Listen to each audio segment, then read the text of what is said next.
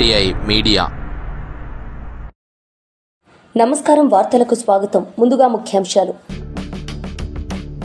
పెద్దాపురంలో స్వచ్ఛంద్ర స్వర్ణాంధ్ర కార్యక్రమంలో పాల్గొన్న ముఖ్యమంత్రి శ్రీ నారా చంద్రబాబు నాయుడు. ఈ సందర్భంగా ప్రసంగం.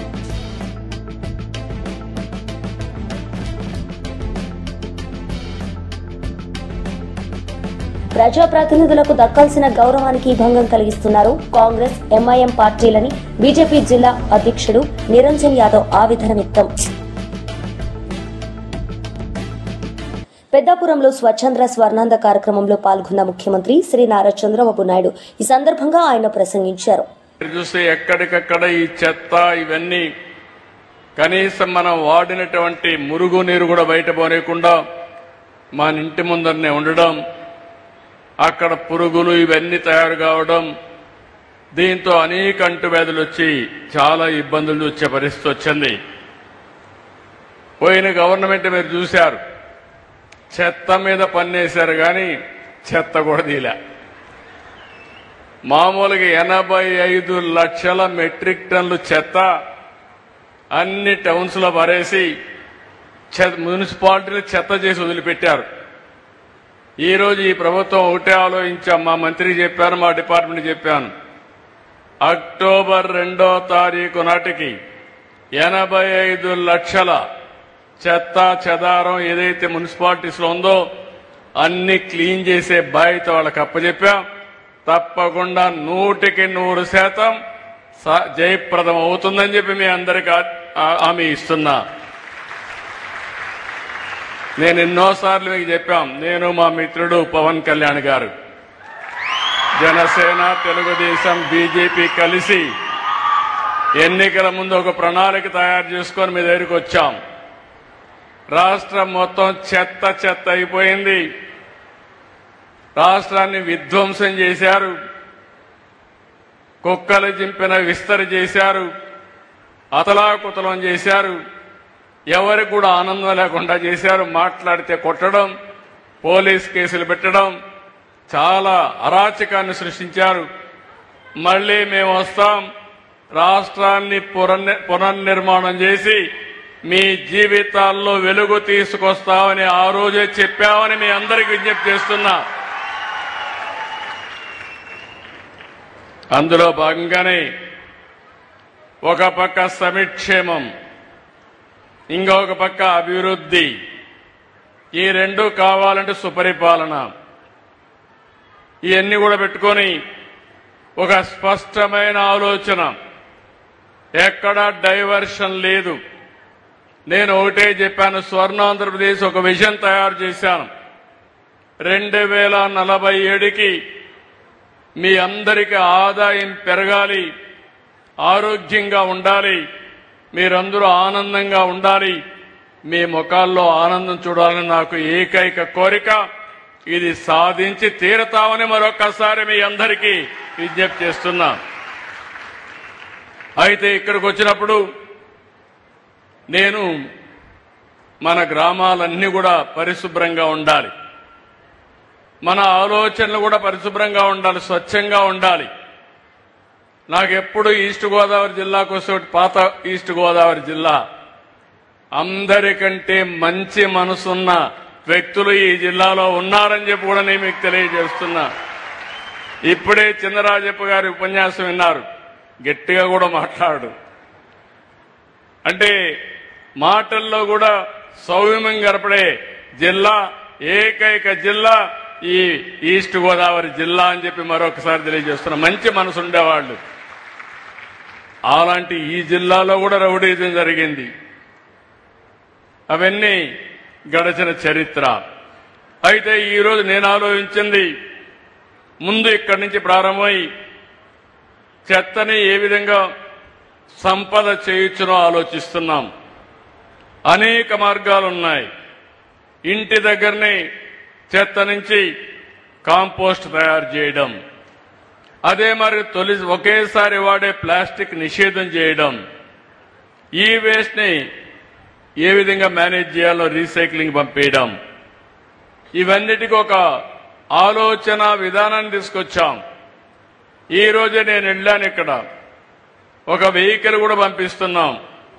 ఆ వెహికల్లో మీ ఇంట్లో ప్లాస్టిక్ కానీ అదే మరిగా ఈ వేస్ట్ కానీ లేకపోతే అనేక రకాలైన పాత వస్తువులుంటే అవన్నీ ఒక రేటు వారిగా ఇచ్చి వాళ్ళు అవన్నీ తీసుకుని మీకు ఏ వస్తువులు కావాలన్నా అక్కడికక్కడే దాన్ని ధరగట్టి మీకు ఇచ్చే పరిస్థితికి వస్తున్నారు. అంటే మీరు ఒకప్పుడు మీ ఇంట్లో దోచుకునేవారు, ఈ ప్రభుత్వం మీ ఇంట్లో వేస్ట్ ను కూడా 10 రూపాయలు ఇచ్చే మార్గం చూపిస్తుందని మీ అందరికీ విజ్ఞప్తి చేస్తున్నా. అది గడిచిన ప్రభుత్వానికి ఈ ప్రభుత్వానికి తేడా. ఈరోజు పెద్దాపురంలో తొందరలోనే మన మిత్రులు చెప్పారు, 15 మెగావాట్ల సామర్థ్యంతో 330 కోట్లతో వేస్ట్ ఎనర్జీ ఈ జిల్లాలో ఉండే అన్ని మున్సిపాలిటీలు వచ్చి చెత్తంతా తీసుకొచ్చి అందులో నుంచి కరెంటు ఉత్పత్తి చేయబోతున్నాం. కరెక్ట్ గా ఈ రోజు నుంచి 18 నెలల్లో పూర్తి చేయాలని ఆదేశాలు ఇచ్చాం. మన వాళ్ళు 2 ఏళ్లు అంటున్నారు కానీ నేను 18 నెలల్లోనే పూర్తి చేయాలని. మాజీ మంత్రి బొత్స సత్యనారాయణ మీడియా సమావేశం నిర్వహించారు. ఈ సందర్భంగా పలు అంశాలపై ఆయన మాట్లాడారు. అవకాశం వరకు దోచుకు తినేస్తారు, పెద్ద స్థాయి నుంచి కింద స్థాయి వరకు. ఉదాహరణలతో కలిపి చెప్తూనే దాని మీద ఎంక్వైరీ లేదు, దాని మీద విచారం లేదు, ఇలా అనేస్తాం అంతే, పోతే పోనీ. రాష్ట్ర ప్రజలందరినీ గమనించమని కోరుతున్నాను. ఈ ప్రభుత్వం తాలూకా వ్యవహార శైలి ఎలాగుందో, పరిపాలన విధానం ఎలాగుందో, ఎంత దుర్మార్గమైన ఆలోచనతో ఈ కార్యక్రమం జరుగుతున్నాయో. మరి ఎక్కడ సామాన్యుడికి వచ్చి మేడ సామాన్యుడి రక్షణ కనిపించింది.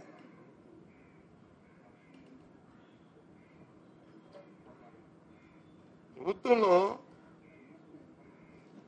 ఒక ఎస్ఓపి ఉంటుంది, బిజినెస్ రూల్స్ ఉంటాయి. ఎవరు ఏ పనికి వచ్చి దాన్ని జీవో ఇవ్వాలి, లేకపోతే ఒక వాళ్ళకి ఆర్డర్స్ ఇవ్వాలి,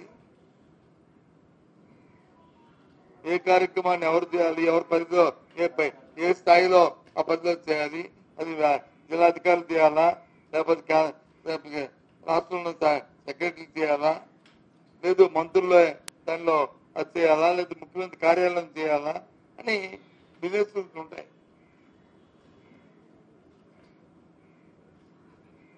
నేను మధ్య చూస్తున్నాను 1-2 ఇష్యూల్లో మేము ఎంక్వైరీ చేస్తాం. ఎంక్వైరీ చేయడం నాన్సెన్స్.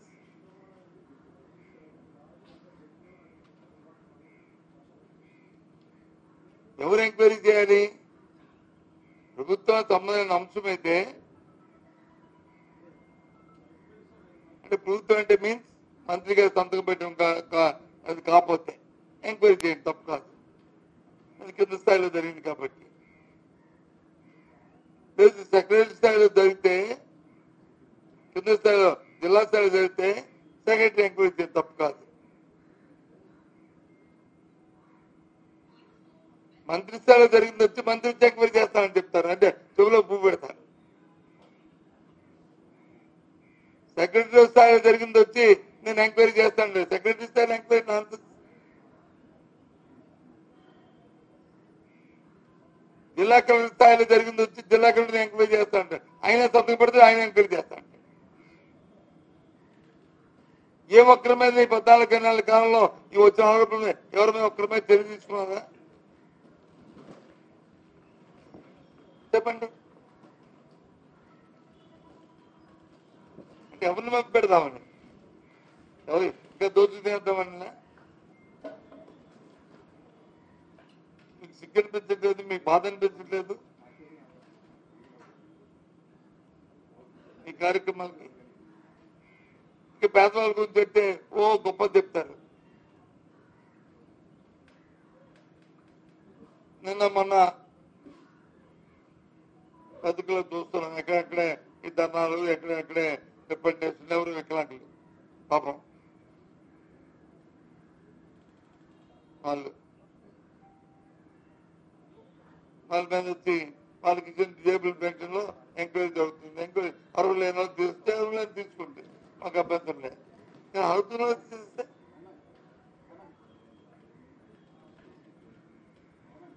ఈ రాష్ట్రంలో 7,70,000 రిటైర్మెంట్ పెన్షన్లు ఉన్నాయి. నిన్న వచ్చి నోటీస్ ఇచ్చారు. ఇస్తూ ఏమి ఇచ్చారు? నోటీసు నేను రద్దు చేస్తాను ఇచ్చారు. ఇగో నీ ఎంక్వైరీకి ఇస్తూ మీరు వెళ్ళి మళ్ళీ పెట్టుకోమని దాంట్లో రాయొచ్చు కదా. ఇగో నీ తాలూకా దేశమే ఇంత వచ్చింది, నువ్వు వెరిఫై చేసుకొని నువ్వు దరఖాస్తు మళ్ళీ వెరిఫై చేసుకుని పెడితే నీకు ఉంటుంది, లేకపోతే లేదు.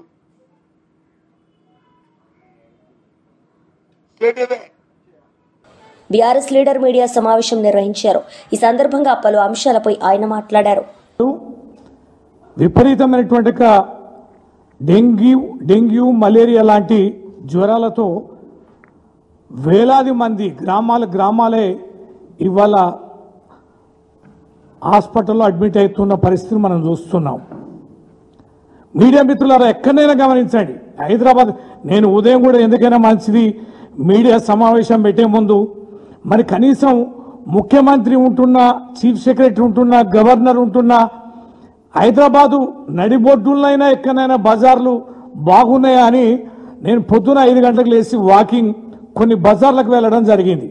అనేక కీలకమైన ప్రాంతాలు కూడా స్ట్రీట్స్ కూడా చూసాం.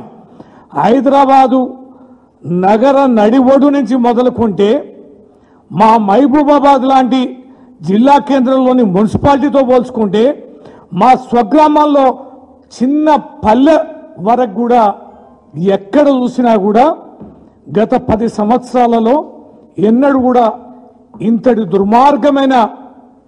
దుర్గంధమైన పరిస్థితులు మనం చూడలే. డ్రైనేజీల వ్యవస్థ బాగలేదు, పని వాళ్ళకి జీతాలు లేవు, గ్రామ పరిపాలన సంబంధించి అత్యంత కీలకమైన ట్రాక్టర్లు మనం ఇచ్చాం.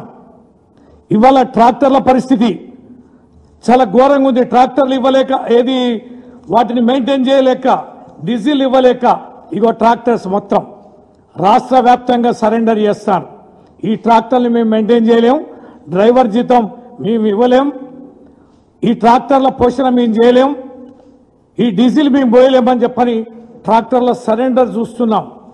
గ్రామ పంచాయతీలకు బిల్లులు లేక మహాప్రభు బిల్లులు ఇవ్వండి మేము చేస్తున్నామని చెప్పని అక్కడ గ్రామ పంచాయతీలో పల్లెలు చూస్తున్నాం. పల్లెల్లో పడికేసిన పాలన చేతిలో చిల్లిగవ్వలేదు. పనిచేసే గ్రామ కార్యదర్శుల సమ్మెలు చేస్తున్నారు. మాకు ఏ రకమైన పట్టింపులు లేవు, జీతాలు లేవు, మెయింటెనెన్స్ సంబంధించి ఏ రకంగా అవకాశాలు లేవని చెప్పని మేము మెయింటైన్ చేయలేకపోతున్నామని గ్రామ కార్యదర్శులు కూడా సమ్మె బాటలు పడుతున్నారు. మనం పల్లెలో చూసాం, ప్రకృతి వనం అని పెట్టాం, మెయింటెనెన్స్ లేదు, చెట్లు ఎండిపోతున్నాయి, నీళ్లు లేదు, పోషణ లేదు, వర్మి కాంపోస్ట్లు అయిపోయినాయి, వాటర్ ట్యాంకులు తుప్పుపట్టిపోతున్నాయి. అన్ని గ్రామాల్లో ఉన్న ట్రాక్టర్ల వ్యవస్థ మొత్తం మెయింటెనెన్స్ వ్యవస్థ కూడా అంత పోయింది. డబ్బులు లేవు, ఏం చేయాలంటున్నారు. మేము కలెక్టర్లను అడుగుతున్నాం ఏంది దుర్మార్గం అని. మనం మా మహబూబాబాద్ జిల్లా కేంద్రంలో తిరిగాం. ఎక్కడ స్వతంత్రం వచ్చిన కంచె కూడా అంత దుర్మార్గమైనటువంటి పరిస్థితిని చూడలే. అంతటి పరిస్థితికి కారణం ఏంటి అంటే కేంద్ర నిధులు లేవు, రాష్ట్రానికి రావాల్సిన గ్రామ పంచాయతీలకు సంబంధించి కానీ మున్సిపాలిటీలకు సంబంధించి కానీ ఎన్నికలకు జరగలేదు కనుక ఫైనాన్స్ కమిషన్ నుంచి రావాల్సిన కేంద్ర నిధులు రావడం లేదు. కారణం ఏంటంటే ఎన్నికలు పెట్టకపోవడం వల్ల అనేది ఇక్కడ ప్రధానమైనటువంటి విషయం. ఒక్కటే సూటిగా ప్రశ్నిస్తున్నా, 20 మాసాలుగా ఎందుకు ఎన్నికలు పెట్టలేదు?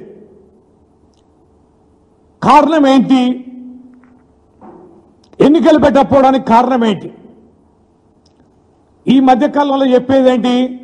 42% బీసీ ప్రజలు గెలిపించిన నియోజకవర్గాల్లో జరుగుతున్న అభివృద్ధి కార్యక్రమాల్లో ప్రజాప్రతినిధులకు దక్కాల్సిన గౌరవానికి భంగం కలిగిస్తున్నారు కాంగ్రెస్ ఎంఐఎం పార్టీలని బీజేపీ జిల్లా అధ్యక్షుడు నిరంజన్ యాదవ్ ఆవేదన వ్యక్తం చేశాడు.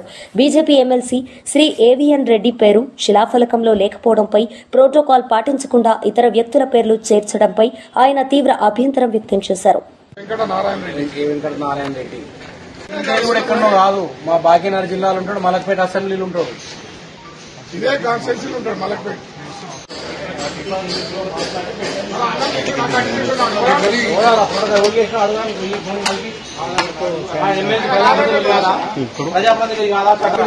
ఇద్దరు ఎంఐఎం పెట్టిస్తారు, బీజేపీ ఎందుకు పెట్టారు? వాళ్ళు కూడా ఎమ్మెల్సీ కదా, వీళ్ళని పెట్టనే సార్. వాళ్ళు చెప్పింది డిక్టేట్, వాళ్ళు ఎట్లా చెప్తా అట్లా వినాలి. ఈయన పానం ఎంత జోనల్ కమిషనర్ ఎట్లా చెప్తా అట్లా వింటాడు, ఇలాదేమని చెప్పాలి. మా ఎమ్మెల్సీ లేడా 3 ఉమ్మడి జిల్లాలు ఆయన కానీ ఏం లాభం, ఆయనకి ఏం తెలియనే సార్. ఆయన అలా చెప్పింది ఇంప్లిమెంట్ చేశారు సార్. అక్కడ ఇద్దరు ఎంఐఎం ఎమ్మెల్సీలు ఉంటారు, మా బీజేపీ ఎమ్మెల్సీ ఉన్నాడా? నీకు సార్ తరీకా మాట్లాడతారా సార్? నేను మాట్లాడతా సార్. ఏం లేదు, ఇంట్లోకి రా,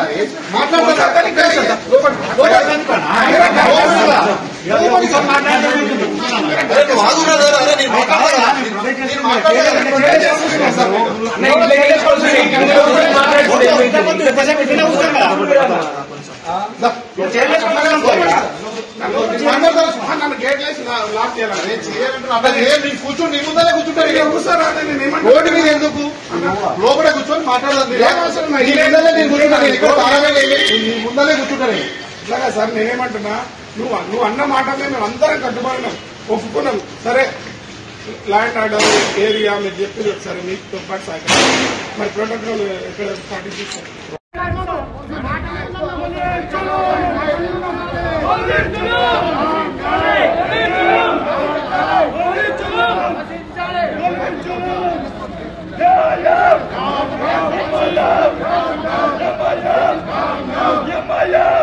మాజీ మంత్రి మేరుగు నాగార్జున మీడియా సమావేశం నిర్వహించారు.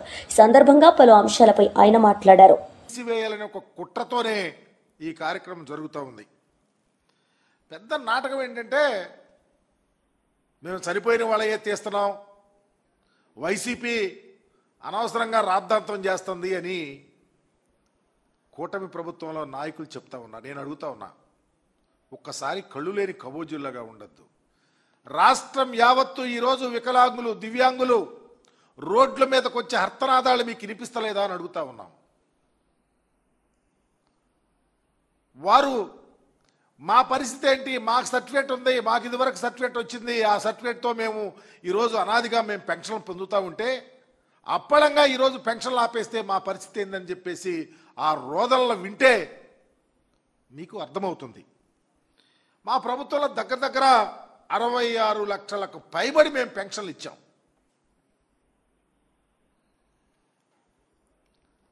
మీరు ఈరోజు దరిదాపు 5 లక్షల పైబడి పెన్షన్లు తీసేస్తానికి కార్యక్రమాన్ని రూపొందించుకు తీస్తూ ఉన్నారు. గత ప్రభుత్వంలో మీరు ఎన్ని పెన్షన్లు ఇచ్చారో తెలుసా? 30 లక్షల పెన్షన్లు ఇచ్చారు. మీకు మాకు తేడా, మీ ముఖ్యమంత్రి గారికి మా ముఖ్యమంత్రి గారి హృదయానికి తేడా, ప్రజల మీద ఉన్నటువంటి కమిట్మెంట్, దివ్యాంగుల మీద, వృద్ధుల మీద, వికలాంగుల మీద, విధవరాండ్ల మీద ఉన్నటువంటి కమిట్మెంట్ ఏంటో అర్థం చేసుకోమని నేను ప్రభుత్వాన్ని అడుగుతా ఉన్నా. ఎంత దారుణం అంటే, ఇది వరకే పెన్షన్ ఇవ్వాలంటే మీ ప్రభుత్వంలో ఎవరన్నా చనిపోవాలా, అది చనిపోయినాక చాలా కాలం కాళ్ళు అరిగితే తప్ప కొత్త పెన్షన్ ఇచ్చే పరిస్థితి లేదు. కానీ జగన్మోహన్ రెడ్డి గారు వచ్చిన తరువాత ఈ రాష్ట్ర చరిత్రలో వృద్ధులకు, వికలాంగులకు, దివ్యాంగులకు, విధవరాండ్రకు సంబంధించి 5 రోజుల్లో అప్లికేషన్ పెడితే పెన్షన్ వెరిఫికేషన్కి వచ్చి పెన్షన్లు ఇచ్చినటువంటి చరిత్ర ఈ రాష్ట్రంలో ఉంది. ఇదివరకు పెన్షన్ ఇవ్వాలంటే 65 ఏళ్ళు, మీ టైంలో 60 సంవత్సరాలకు తీసుకొచ్చాం. ఈరోజు నిజంగా సదరన్ క్యాంపులు మీ టైంలో 52 సదరన్ క్యాంపులు ఉండేవి. 171 సదరన్ క్యాంపులు పెట్టి త్వరితగతిని వారికి లబ్ధి చేకూరే నిజమైనటువంటి లబ్ధిదారులుగా ఎవరు ఉంటున్నారో వారికి ఇచ్చినటువంటి చరిత్ర ఈ రాష్ట్రంలో జగన్మోహన్ రెడ్డి గారి ప్రభుత్వానికి ఉంది. మీ ప్రభుత్వంలో పెన్షన్కి వెళ్ళాలంటే వాడు కదలలేని వాడైనా, కుంటివాడైనా, గుడ్డివాడైనా వాళ్ళు ఏ పరిస్థితిలో ఉండాలి మీరు చూసేది కాదు. వెళ్ళాలి మరలా ఎక్కడ పెన్షన్ ఇస్తున్నారో బ్యాంకు, లేకపోతే పెన్షన్ ఇచ్చేసి ఆడకెళ్ళి. కానీ మా ప్రభుత్వం అలా చేయలా. 1వ తారీఖున ఉదయాన్నే 5 గంటలకి ఇంటికి వచ్చి తలుపు తట్టి మా వాలంటీర్ల ద్వారా ఈ రాష్ట్రంలో పెన్షన్ల పంచి వాళ్ళ యొక్క కుటుంబాల మనోధైర్యం పెంచినటువంటి ప్రభుత్వం వైఎస్ఆర్ కాంగ్రెస్ పార్టీ ప్రభుత్వం. జగన్మోహన్ రెడ్డి గారి యొక్క ఆలోచన, ఆయన మనసులో ఉన్నటువంటి ఆలోచన ఇంప్లిమెంట్ చేసి ఈ రాష్ట్రంలో ఉన్నటువంటి ప్రజానీకానికి ఉపయోగం పడినటువంటి పరిస్థితిని మర్చిపోకూడదని చెప్తా ఉన్నా. మేము పెన్షన్లు ఇవ్వాలనే తపన, ఆదుకోవాలనే తపన, ఎవరికి అన్యాయం జరగకూడదని తపన, అర్హులు లబ్ధిదారులు ఎవరు ఉంటే వారికి అర్హతే ప్రామాణికంగా ఇవ్వాలనే తపనతో మా ప్రభుత్వం. ఎమ్మెల్యే చింతమనేని ప్రభాకర్ మీడియా సమావేశం నిర్వహించారు. ఈ సందర్భంగా పలు అంశాలపై ఆయన మాట్లాడారు. తీసుకొచ్చిన ఇంటికాడ ఏమి చేయాలో చేతగాక దిగబెట్టినటువంటి సంఘటనలు మర్చిపోయావా నాని అని అడుగుతున్నా. ఏదో పవన్ కళ్యాణ్ గారిని, చంద్రబాబు నాయుడు గారిని, లోకేష్ బాబు గారిని వాళ్ళ మీద నోరు పారేసుకుంటున్నావు. ఏదో నీవేదో పెద్ద సత్యహరిచంద్రుల్లాగా నీ మీద ఏమీ మచ్చలు లేనట్లు. కనీసం నీ భార్యను కూడా కేసులు ఇరికిచ్చావు నువ్వు చేసిన తప్పుడు పని వల్ల, నువ్వు చేసిన దోపిడీ వల్ల. నువ్వు యాంటిసిపేటరీ బెయిల్ తెచ్చుకునేది వరకు నువ్వు ఎక్కడికి పారిపోయావు నీకు తెలీదా? కేసులు పెడితే పెట్టండి అని అంటున్నావు ఏంటి? తప్పు చేసిన వాడు తప్పనిసరిగా చట్టం ముందు, న్యాయస్థానం ముందు ముద్దాయిగా నిలబడాల్సిందే. ఒకరోజు వెనకవచ్చేమో, ఒకరోజు ముందవచ్చేమో, నువ్వు కాదు ఎవడు ఎవరిని కూడా కాపాడలేని పరిస్థితి.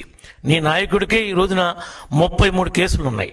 33 కేసుల్లో 11 సిబిఐ పెట్టింది, 7 ఈడీ పెట్టింది, మిగిలినవన్నీ మామూలు కేసులు.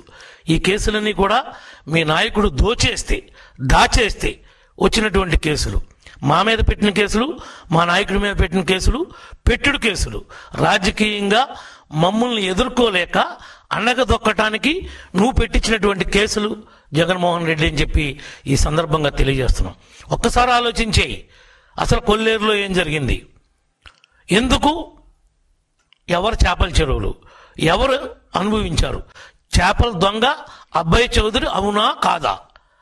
ఇతను చేపల చెరువుల దగ్గర చేపలు పట్టేసుకున్నాడా లేదా? ఇతను వాళ్ళని ఇబ్బంది పెట్టాడా లేదా? లేకపోతే అసలు ఎప్పుడన్నా ఉందా? మన జిల్లాలో ఎవరి దగ్గరైనా ఉందా? ఈ ఒక్క విషయం తప్ప ఎక్కడన్నా ఎలాంటి సంఘటనలు జరుగుతున్నాయా? 175 మంది మీ పార్టీ వాళ్ళు ఉన్నారు, ఓడిపోయిన వాళ్ళు కానీ గెలిచిన వాళ్ళు కానీ. ఎక్కడా లేనటువంటి విచిత్రమైనటువంటి సంఘటన దెందులూరులోనే ఎందుకు జరుగుతుంది అని అడుగుతున్నా. ఆ ప్రశ్నకు సమాధానం చెప్పండి. మీ కార్బూన్ నాగేశ్వరరావు ఎక్స్ మినిస్టర్ ఉన్నాడు, అడగండి వాస్తవం ఏంటో. మీ కన్నబాబు ఉన్నాడు ఎక్స్ మినిస్టర్, అడగండి వాస్తవాలేంటో. పక్కన వాసుబాబు ఉన్నాడు, ఉంగుటూరు మాజీ ఎమ్మెల్యే, వాసుబాబుని అడగండి. ఇప్పుడు నువ్వు పెట్టుకున్నావు కదా జేపీని, ఏలూరులో జేపీని అడగండి. మీ వాడు తప్పులేదా? మీ దోళ్ళ నాయసరావు అని చెప్పమనండి. గుండె మీద చేసుకుని ఇతను దోపిడీ చేయలేదు, తప్పు చేయలేదు అని. తప్పు చేయనప్పుడు వాడి నాయన వచ్చి పెద్ద మనుషుల దగ్గరికి వెళ్ళి 2 లెంపలు వేసుకున్నాడా లేదా? ఎందుకు లెంపలు వేసుకోవాల్సి వచ్చింది? ఇప్పుడు ఒకరు మాట్లాడేంటి? మీ నాయన పెద్ద మనుషుల దగ్గరికి వెళ్ళి మమ్మల్ని రక్షించండి, మమ్మల్ని కాపాడండి, తప్పు చేశాం, మేము ఆ డబ్బులు కట్టేసుకుంటాం అని లెంపలు ఎందుకు వేసుకున్నాడు అని అడుగుతున్నాం. ఒక్కడ సమాధానం చెప్పడు. మీ లెక్కలు తెలుస్తూ ఉంటాడు, ఇది సంస్కృతి పద్ధతి కాదంటాడు. మాకేంటి? మేమేమన్నా అమ్మవారువా? మాకు ఇవ్వాలా ఎవడన్నా డబ్బులు? మేము అట్ట మీ వాళ్ళలాగా డబ్బులు బల్ల కింద చేతులు పెట్టి నొక్కేయటం మాకు అలవాట? మీకు అలవాటు, మీ పార్టీకి అలవాటు, మీ నాయకుడికి అలవాటు.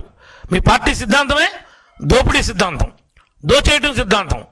మీరు మమ్మల్ని మాట్లాడేటువంటి నైతిక అర్హత మీకెవరికి లేనే లేదని చెప్పి ఈ సందర్భంగా తెలియజేస్తున్నాం. నువ్వేదో అదే మా పార్టీ వాళ్ళకి. వార్తలు ముగించే ముందు ముఖ్యాంశాలు మరోసారి. పెద్దపురంలో స్వచ్ఛంద్ర స్వర్ణోంద కార్యక్రమంలో పాల్గొన్న ముఖ్యమంత్రి శ్రీ నారా చంద్రబాబు నాయుడు. ఈ సందర్భంగా ప్రసంగం.